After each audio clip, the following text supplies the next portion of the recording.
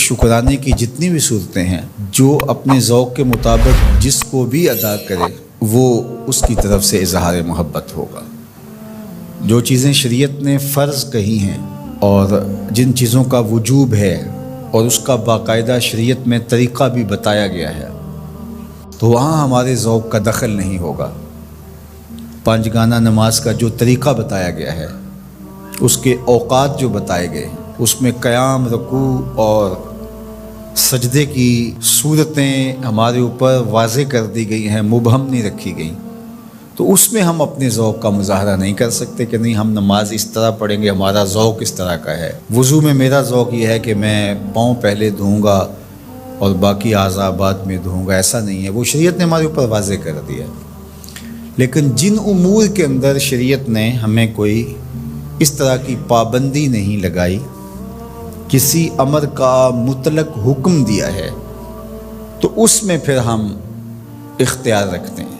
जिस तरह हुज़ूर अलैहिस्सलाम पर दरूद पढ़ने का हुक्म दिया गया है, सलाम पेश करने का हुक्म दिया गया है, तो उसमें आप जिस तरह भी हुज़ूर अलैहिस्सलाम पर दरूद पढ़ें, जिस हैयत में भी दरूद पढ़ें, खड़े होकर पढ़ें, बैठ के पढ़ें, दरूद के कलिमात, दरूद के अल्फाज, इसमें कोई पाबंदी शरीयत ने नहीं लगाई। मुतलक हुक्म है सल्लु अलैहि वसल्लिमू तस्लीमा।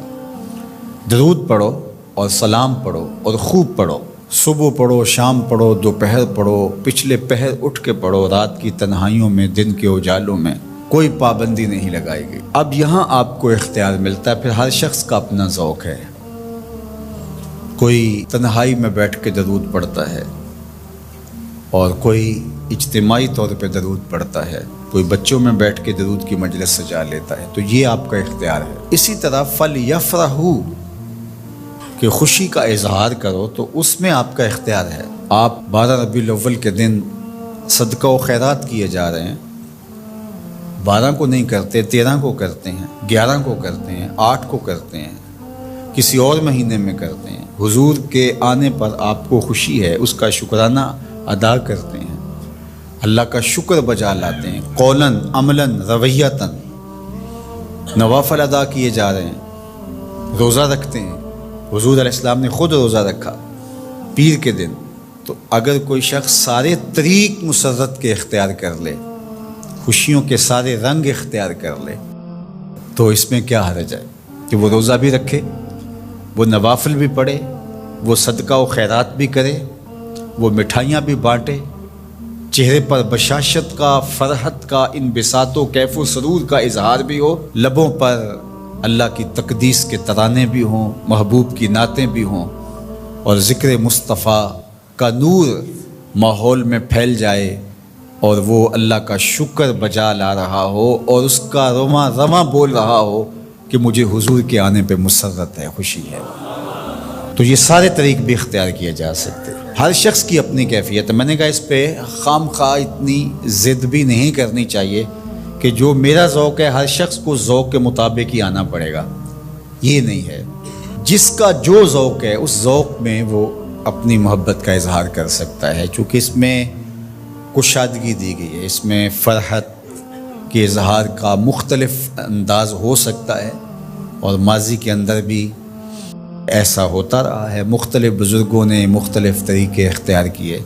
ये जो महफ़िल मीलाद का अंदाज़ है, ये फ़रहत का इजहार भी है और तबलीग का ज़रिया भी है। उलमा ने इसको इसलिए ज़्यादातर इख्तियार किया कि इससे सारी चीज़ें तकरीबन इसमें जमा हो रही होती हैं।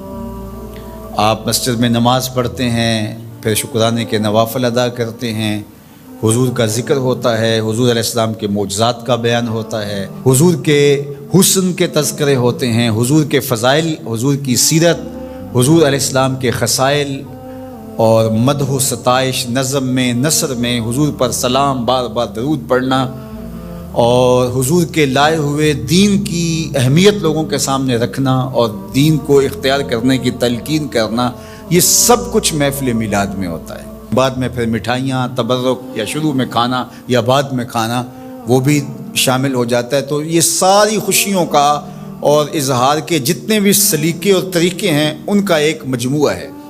تو اس کو محفل میلاد کہہ دیتے ہیں۔ اگر اس میں کوئی ایسی چیز نہ ہو جو شریعت کے مزاج سے متصادم ہو تو اس پر کسی کو بھی میرا خیال اعتراض نہیں ہونا چاہیے۔